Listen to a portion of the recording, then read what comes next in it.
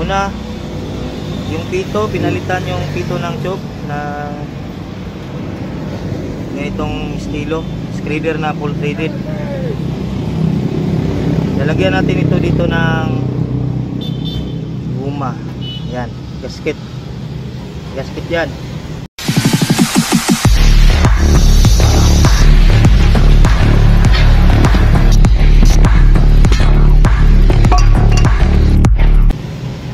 Gasket. Tapos washer. Isang washer. Merong washer na din dito at saka lock nakakabit sa tube kasi ni-repair ito. Then isa pang gasket. Airlock.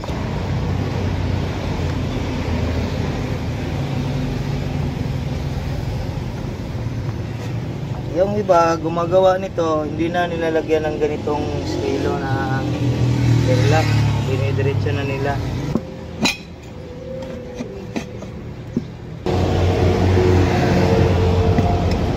Kahit medyo hindi maganda yung itsura ng frame na ginamit, tulad niya, no, may mga taya. Kasi pag ginawa na tubeless ito, isa ito sa mga lilik sa ano, yung dito lalabas yung hangin.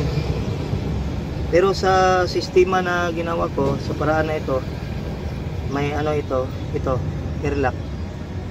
Kahit ganyan yung itsura niyan, kahit butas pa yan, hindi magsisingaw kasi ito ang magsisilbing gasket. At saka nilalagyan ko ng tube sa loob,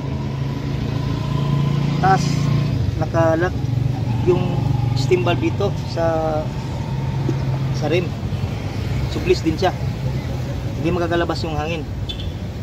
Lalo na pag nilagyan na natin ng hangin itong gulong, magsisilb na itong tire bed dito sa rim na ito, maglalak na siya, hindi na lalabas yung hangin.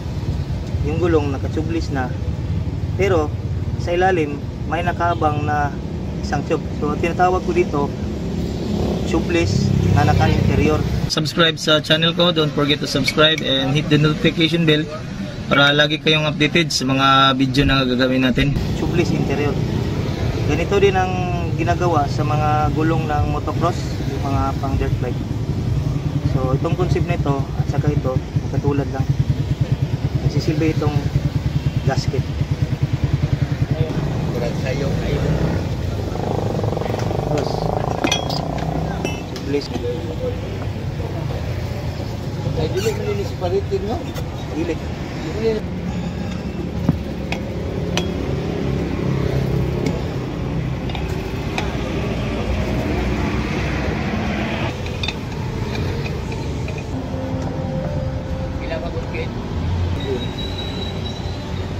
Ngayon, nakabit na natin ang gulong.